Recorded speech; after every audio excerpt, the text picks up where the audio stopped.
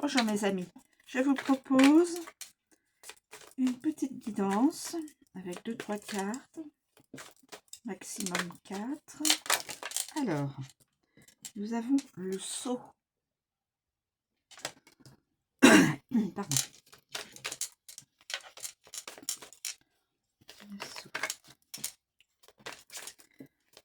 Quels sont qui s'invite? Oh là, le malheur.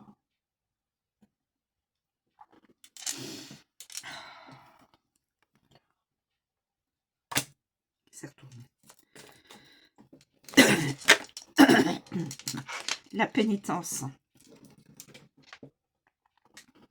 Quelqu'un, une personne est dans ces énergies-là. Probablement dans le concret. Alors.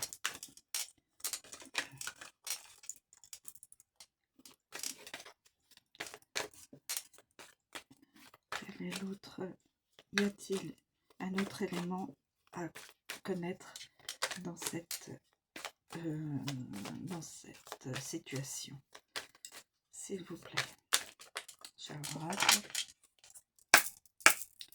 Y a-t-il un autre?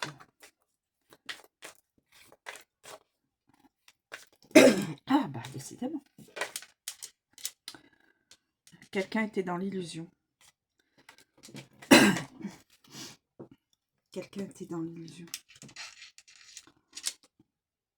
Il se met en pénitence. Se met en solitude. Je pense que c'était ça. Je vais voir s'il n'y a pas une autre. Je demande une autre, s'il vous plaît. Pourriez-vous nous communiquer? Mais cette personne-là a la protection. Magnifique. Voilà. Alors, nous avons le sceau. Nous avons le malheur.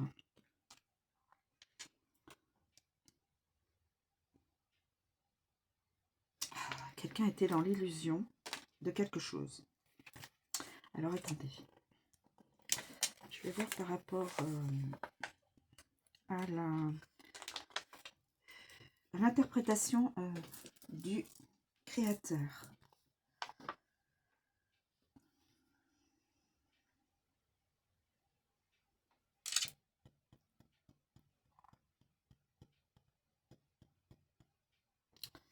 Alors ça, l'illusion.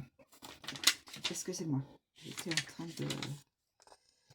L'illusion. Quelqu'un a fait fausse route sur son chemin de vie. Il a mal jugé et il s'est illusionné, oui, mais bien sûr, dans l'illusion. Hein. Il a cru à ce qu'il pensait, à ce qu'il se disait intérieurement. Il s'est mis en... Mais il porte des masques. C'est quelqu'un qui porte un masque. Donc il n'est pas réellement authentique, il ne montre pas sa vraie personnalité, son vrai soi. Donc quelqu'un qui fait fausse route, qui est dans le...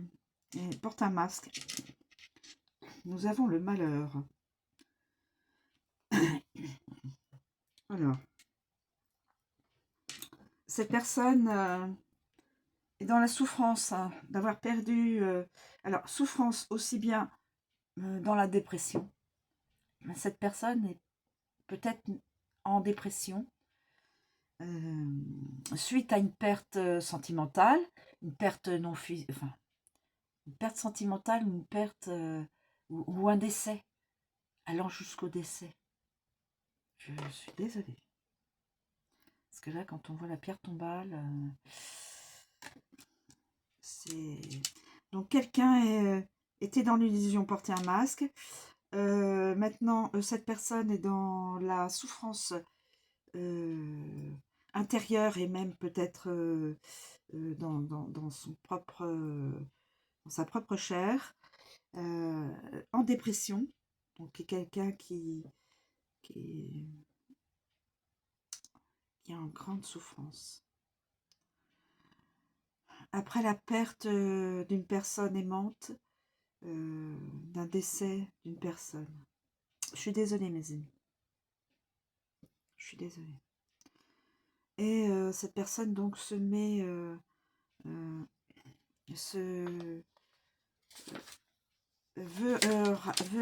se punir d'avoir...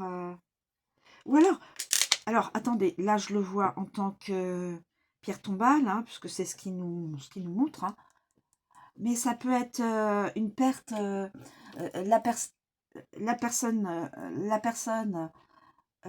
l'autre personne peut-être